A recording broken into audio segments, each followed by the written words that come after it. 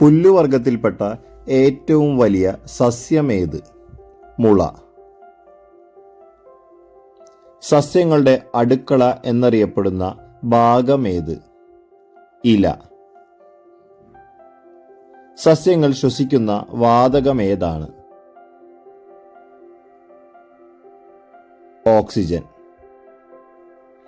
വലക്കണ്ണികൾ പോലെ കാണപ്പെടുന്ന ശിരാവിന്യാസം ഏത്? ജാലിക ശിരാവിന്യാസം.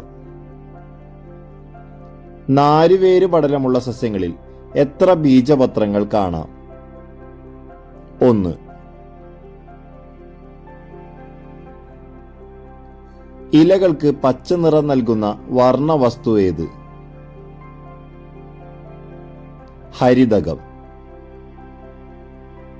സസ്യങ്ങൾ ആഹാരം നിർമ്മിക്കുന്ന പ്രക്രിയയ്ക്ക് പറയുന്ന പേര്? പ്രകാശ സംശ്ലേഷണം. സസ്യങ്ങൾ വളരാൻ ആവശ്യമായ ലവണങ്ങളും ജലവും വലിച്ചെടുക്കുന്ന ഭാഗം ഏതാണ്? വേര്. വിത്ത് മുളച്ച് ആദ്യം പുറത്തു വരുന്ന ഭാഗം ബീജമൂലം. ബീജമൂലത്തിന് ശേഷം പുറത്തു വരുന്ന ഭാഗം ഏത്? ബീജശീർഷം. ബീജമൂലം എന്തായി മാറുന്നു? വേര്. ബീജശീർഷം എന്തായി മാറുന്നു? കാണ്ഡം. വിത്ത് മുളയ്ക്കാൻ ആവശ്യമായ ആഹാരം സൂക്ഷിച്ചു വെക്കുന്നത് എവിടെയാണ്? ബീജപത്രം. കാണ്ഡത്തിന്റെ ചുവട്ടിൽ നിന്ന് വരുന്ന ഒരു പ്രധാന വേരും അതിൽ നിന്ന് ശാഖാവേരുകളും കാണപ്പെടുന്നു. ഈ വേരുപടലത്തിന്റെ പേരെന്ത്? തായ്വേരുപടലം. നാരുവേരുള്ള സസ്യങ്ങളിൽ കാണപ്പെടുന്ന ശിരാവിന്യാസം ഏത്? സമാന്തര ശിരാവിന്യാസം. ആഴത്തിൽ വളരുന്ന വേരുപടലം ഏത്? തായ്വേരുപടലം. ഏറ്റവും വലിയ ഔഷധി ഏത്? വാഴ.